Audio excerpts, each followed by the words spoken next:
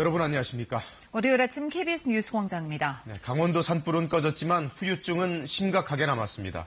피해 복구와 지원 등 해결해야 될 과제들이 첩첩산중인데요. 네, 오늘은 산불 이후 처음 맞는 평일입니다.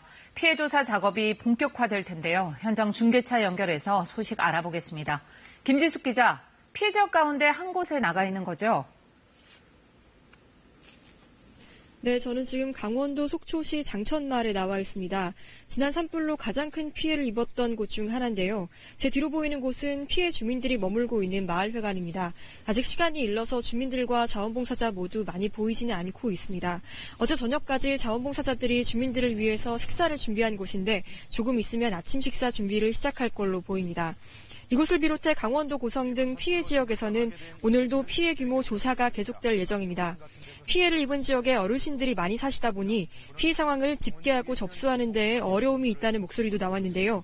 당초 오늘까지 접수를 받기로 돼 있었는데 2, 3일 정도 기간을 연장하기로 했습니다. 피해 규모 파악이 우선이다 보니 아직까지 본격적으로 복구는 이루어지지 않고 있습니다. 불에 탄 잔해물을 바로 철거해버리면 피해를 얼마나 입었는지도 알 수 없게 되기 때문에 피해 조사가 우선돼야 한다는 겁니다. 피해 접수는 각 지역 주민센터 등에서 할 수 있고요. 이 조사가 끝나야 지원과 복구 계획이 세워지게 됩니다. 정부는 이번 산불로 지금까지 주택 560여 채가 피해를 입었다고 집계했습니다. 갈 곳을 잃은 주민들 820여 명도 대피소 생활을 계속하고 있는 상황입니다. 한편 경찰과 소방 산림청 등은 합동 감식을 벌인 결과를 토대로 화재 원인 조사에 주력하고 있습니다. 감식반은 고성 화재 원인으로 보이는 전신주의 개폐기 등을 수거해 국립과학수사연구원에 감정을 의뢰했습니다.